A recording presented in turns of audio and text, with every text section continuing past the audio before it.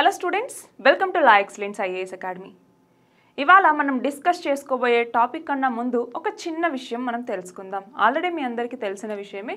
అది ఏంటంటే పాలిటీకి సంబంధించిన చిన్న కాన్సెప్ట్. అది ఏంటి? 7th షెడ్యూల్ అన్నటువంటిది. 7th schedule. ఈ 7th షెడ్యూల్ కింద మనకి 3 లిస్టులు ఉన్నాయి, అవునా? ఏమేంటవి? ఒకటి వచ్చేసరికి యూనియన్ లిస్ట్ అనేసి, యూనియన్ లిస్ట్.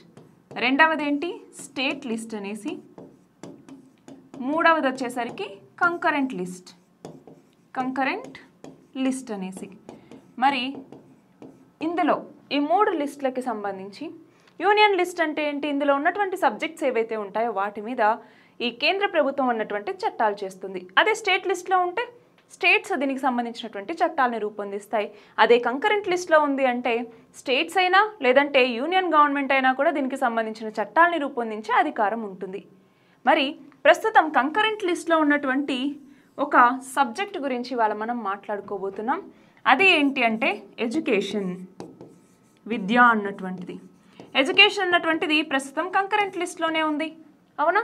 మరి స్టార్టింగ్ నుంచి ఎడ్యుకేషన్ అన్నటువంటిది కంకరెంట్ లిస్ట్లోనే ఉందా అంటే కాదు. మనం ఇక్కడ ఒకటి గమనించాలి. మనకి 1935లో గవర్నమెంట్ ఆఫ్ ఇండియా యాక్ట్ అన్నటువంటిది ఉంది, అవునా? ఈ గవర్నమెంట్ ఆఫ్ ఇండియా యాక్ట్లోకి వచ్చేసరికి ఎడ్యుకేషన్ అన్నటువంటిది అప్పుడు ప్రావిన్షియల్ లిస్ట్లో ఉండేదన్నమాట. Provincial list. మనకి ఈ 1935 యాక్ట్ కింద మనకి 3 లిస్టులు అప్పుడు కూడా ఉండేవి. ఏమేంటవి ఈ 3 లిస్టులు? ఒకటి వచ్చేసరికి ఫెడరల్ లిస్ట్ అనేసి, రెండవది వచ్చేసరికి ఇప్పుడు చెప్పుకుంటున్నటువంటి ప్రావిన్షియల్ లిస్ట్ అనేసి, అలాగే మూడవది వచ్చేసరికి కంకరెంట్ లిస్ట్. అప్పుడు కూడా కంకరెంట్ లిస్ట్ అనేసి ఉందన్నమాట.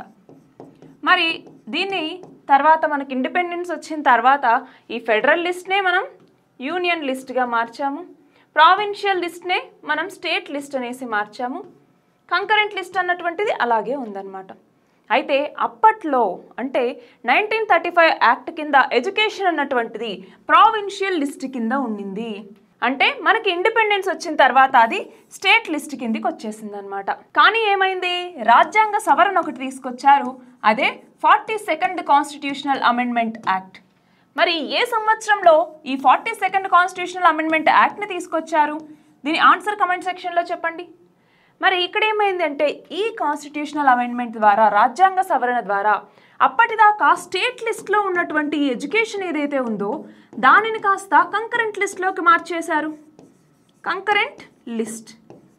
సో ఇక్కడ ఏంటి? లిస్ట్లో ఉన్నటువంటి సబ్జెక్ట్ని ఒక లిస్ట్ నుంచి ఇంకొక లిస్ట్లోకి చేంజ్ చేయాలి అంటే దానికి రాజ్యాంగ సవరణ అన్నటువంటిది అవసరం, అంతేనా? సో ఇక్కడ ఏమైంది? స్టేట్ లిస్ట్ నుంచి కంకరెంట్ లిస్ట్కి మార్చారు. అంటే ఇప్పుడేంటి? ఇంతకుముందు స్టేట్ లిస్ట్లో ఉన్నటువంటి ఎడ్యుకేషన్ మీద స్టేట్ చట్టాలు చేసేది, కానీ ఇప్పుడు కంకరెంట్ లిస్ట్లో ఉంది కాబట్టి ఇటు స్టేట్ దానికి సంబంధించిన చట్టాలు చేస్తుంది, ఇటు సెంట్రల్ గవర్నమెంట్ కూడా దానికి సంబంధించిన చట్టాలు చేస్తుంది. For example national education policy అన్నటువంటిది, నేషనల్ ఎడ్యుకేషన్ పాలసీ 2020. దీని ద్వారా ఏంటి? మన భారతదేశంలో విద్యకి సంబంధించి ఎలా ఉండాలి అన్నట్టుగా, అంటే ప్రస్తుత కాలానికి తగినట్టుగా మార్పులు తీసుకొస్తూ కేంద్ర ప్రభుత్వం తీసుకొచ్చినటువంటి పాలసీ ఇది. మరి అది కాకుండా స్టేట్స్ ఇప్పుడు ఏమన్నా ఎడ్యుకేషన్కి సంబంధించి పాలసీస్ తీసుకొస్తున్నాయా అంటే ఏం తీసుకురావట్లేదు. మరి దీనికి సంబంధించి ఇప్పుడు కంకరెంట్ లిస్ట్లో ఎడ్యుకేషన్ ఉండటం వల్ల ఉండే బెనిఫిట్స్ ఏంటి? అసలు స్టేట్ లిస్ట్లోకి ఎడ్యుకేషన్ని మార్చాలి అనేసి ఎందుకు డిమాండ్స్ వస్తూ ఉన్నాయి? ఇవి రెండు మనం తెలుసుకోవాల్సిన విషయాలు. మరి కంకరెంట్ లిస్ట్లోకి చేర్చడం ద్వారా ఏమేం బెనిఫిట్స్ ఉన్నాయి మనకి ఎడ్యుకేషన్కి సంబంధించి అంటే, ఒకటి ఏంటి? ఆల్ ఇండియా పాలసీస్ తీసుకురావచ్చు. ఆల్ ఇండియా పాలసీస్ని తీసుకురొచ్చి వాటిని ఇంప్లిమెంట్ చేయడానికి ఇది చాలా చక్కని మార్గం అన్నట్టుగా చెప్పచ్చు.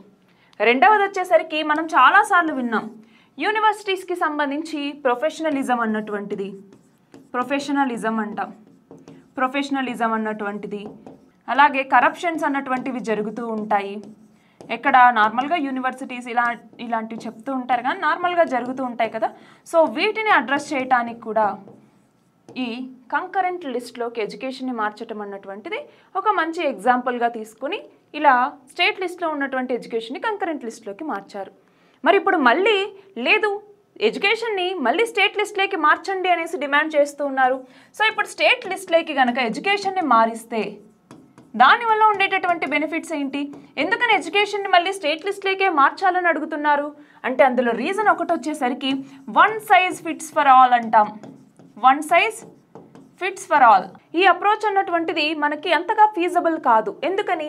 మన భారతదేశం ఎంతో డైవర్సిటీ కలిగినటువంటి దేశం, అవునా? మరి ఈ నేపథ్యంలో ఒక్కొక్క స్టేట్ తన యొక్క విభిన్నత్వాన్ని చాటుకోవటానికి తన యొక్క ఎడ్యుకేషనల్ పాలసీస్ని అది డిజైన్ చేసుకుంటూ ఉంటుంది. సో స్టేట్స్కి ఆ చాయిస్ అన్నటువంటిది వదిలిపెట్టడం ఉత్తమం. అంతే తప్ప ఒక పాలసీ తీసుకొచ్చి దేశమంతటా కూడా అదే ఫాలో అవ్వాలి అంటే కష్టతరమైనటువంటిది. అలాగే రెండవది ఎడ్యుకేషన్కి సంబంధించి రెవెన్యూ ఎక్స్పెండిచర్ అన్నటువంటిది.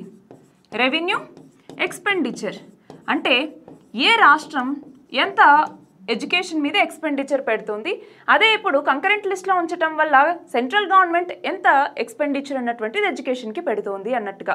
మరి 2022లో బడ్జెట్ ఎక్స్పెండిచర్కి సంబంధించి ఈ ఎడ్యుకేషన్కి సంబంధించి బడ్జెట్ ఎక్స్పెండిచర్ మీద ఒక అనాలిసిస్ అన్నటువంటిది వచ్చిందనమాట ఇప్పుడు 2022లో. దాని ప్రకారం మనకి ఏమని తెలిసింది అంటే సెంట్రల్ గవర్నమెంట్ అన్నటువంటిది అంటే యూనియన్ గవర్నమెంట్ కేవలం ఎడ్యుకేషన్ మీద 24% మాత్రమే ఎడ్యుకేషన్ మీద స్పెండ్ చేస్తూ ఉందన్నమాట. మరి స్టేట్ గవర్నమెంట్స్ వచ్చేసరికి 76% ఎడ్యుకేషన్ మీద స్పెండ్ చేస్తూ ఉన్నాయి. సో మరి ఆ నేపథ్యంలో స్టేట్స్కి కనుక ఎడ్యుకేషన్ అన్నటువంటిది మారితే స్టేట్స్ ఎక్కువ ఎక్స్పెండిచర్ అన్నటువంటిది పెడుతుంది. సో విద్యా వ్యవస్థలో కూడా చాలా మార్పులు అన్నటువంటి తీసుకురావచ్చు అన్నటువంటి నేపథ్యంలో ఈ ఎడ్యుకేషన్ అన్నటువంటిది స్టేట్ లిస్ట్కి మార్చాలి అన్నటువంటి డిమాండ్ మనకి వినపడుతుంది. ఇది కాకుండా ఇందాకే మనం చెప్పుకున్నాం, ఏ స్టేట్కి తగినట్టుగా ఆ స్టేట్ తన యొక్క ఎడ్యుకేషన్ రిక్వైర్మెంట్స్ ఏవైతే ఉంటాయో ఎడ్యుకేషనల్ రిక్వైర్మెంట్స్ వాటికి తగినట్టుగా తన యొక్క సిలబస్ని మార్చుకుంటాయి, అంతేనా? సో దానికి కూడా ఇది బాగా ఉపయోగపడుతుందన్నమాట. అందుకనేసి ఇవన్నీ మనకి ఆప్షన్స్ ఉన్నాయి కాబట్టి, ఇవన్నీ మనకు అవసరం కాబట్టి ఎడ్యుకేషన్ని కంకరెంట్ లిస్ట్ నుంచి స్టేట్ లిస్ట్కి మార్చాలి అన్నటువంటి డిమాండ్ పెరుగుతూ వస్తుంది. మరి ఈ నేపథ్యంలో మళ్ళీ ఎడ్యుకేషన్ అన్నటువంటిది కంకరెంట్ లిస్ట్ నుంచి స్టేట్ లిస్ట్లోకి మారబోతోందా అన్నటువంటిది ఇప్పుడు మన ముందున్నటువంటి చర్చ.